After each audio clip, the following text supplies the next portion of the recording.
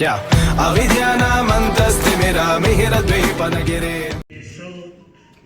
महाप्राण पूज्य गुरुदेव आचार्य श्री महाश्रवण जी के चरणों में वंदना।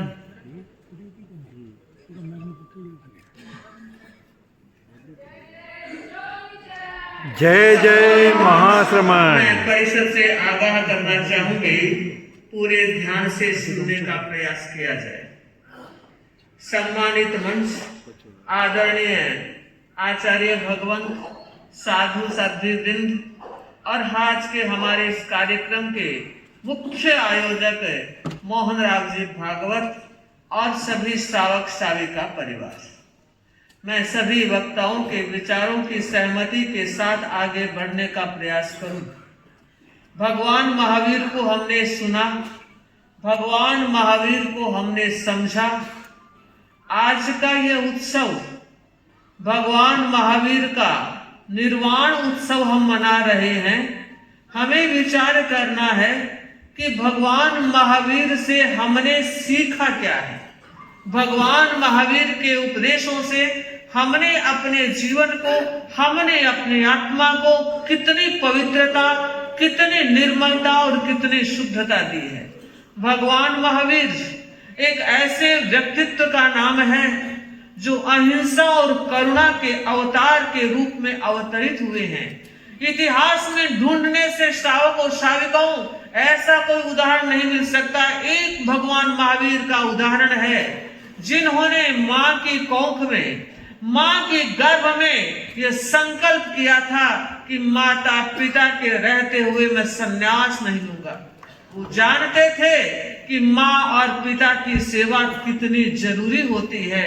मैं इस प्यारी सी परिषद से पूछना चाहती हूँ, आज हमारे घर और परिवार में करुणा का स्रोत क्यों सूख रहा है? आज माँ के आंख में आंसू है। एक वो वक्त था जब माँ हाथ में प्लेट लिए घूमा करती थी, मेरा छोरा खाता नहीं है, और आज माँ रो रही है, मेरा बेटा खिलाता नहीं है। ये स्थितियां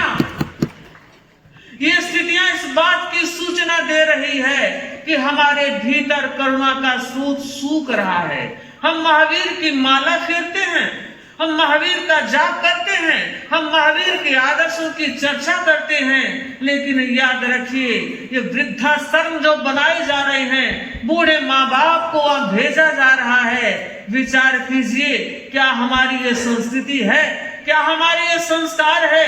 एक तरफ तो कहा जाता है मातृदेवो भव, पितृदेवो भव, अतिथि देवो भव, और दूसरी बार हम अपने परिवार के बाहर के लोगों से इतना घुल मिलते हैं, इतना वक्त लगाते हैं, खुशी खुशी उनसे बात करते हैं, मगर जब घर में आते हैं माँ इंतजार कर रही होती है कि लड़का ऑफिस से आया है, दुकान से आया है, घर में आया है, थोड़ी सी देर मुझके पास बैठेगा, मुझसे बात करेगा, मगर बेटा आया, स्नान किया, टीवी के सामने बैठा, भोजन किया और बेडरूम में चला गया। माँ ने सोचा कि बेटा थका हुआ है इसलिए नहीं आया है, कल ऑफिस जाते आ जाएगा। इंतजार करती रही, बेटा नहीं आया, क्यों? उसके पास वक्त नहीं है। मैं ये बताना चाह रही हूं कि आज समाज किस दिशा में प्रस्थान कर रहा है। हमारा खान पान, हमारा रहन सहन किस बात की सूचना दे रहा है? हम संस्कृति और संस्कार की बात कर रहे हैं। जरूरत है एक एक व्यक्ति के जीवन में जैनत्व के संस्कार उतरने चाहिए। शाकाहार की बात तो हम कर रहे हैं, मगर हमें देखना है कि परिवारों में किस तरह के संस्कारों का पल्लवन हो रहा है, किस तरह के संस्कार घर में आ चुके हैं, कौन संभालेगा? क्या हम मंच पर बैठे हुए साधु संतों का ही दायित्व है? महावीर के उपदेश, महावीर के सिद्धांत तब भी प्रासंगिक थे, आज भी है। क्यों?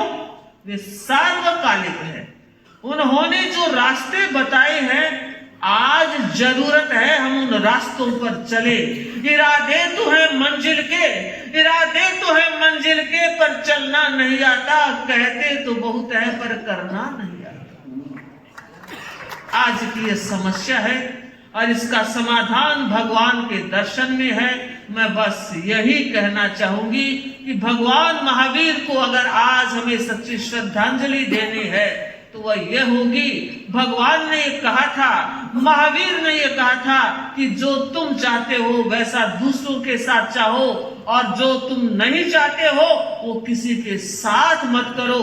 अगर ऐसा हुआ तो यह सच्ची श्रद्धांजलि होगी। एक बार मैं आरएसएस परिवार में जिन्होंने में अनिल जी अग्रवाल हमारे निकट आए, सुखराज जी लेकर आए और पूरा जो ये सिस्टम आज बना है और जिस विधि से इस कार्यक्रम को संपादित किया है, मुझे लगता है जैन समाज के लिए यह गौरव का विषय है और आगे के लिए करणीय विषय है कि जैन समाज को भी कुछ करना है।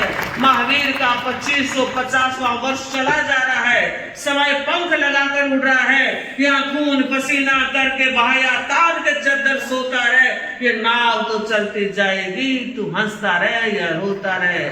हम चाहते हैं एक प्रेरणा ली जाए। एक बार फिर भागवत जी के आध्यात्मिक विकास की मंगल कामना कर रही हूँ। पूज्य गुरुदेव आचार्य श्री महाश्रमण जी ने भी अपना संदेश भेजा है कि आध्यात्मिक उन्नयन सबका होता रहे। ओम हरि। क्या अविद्यानामन्तस्तिमिरमिहिरद्वीपनगिरे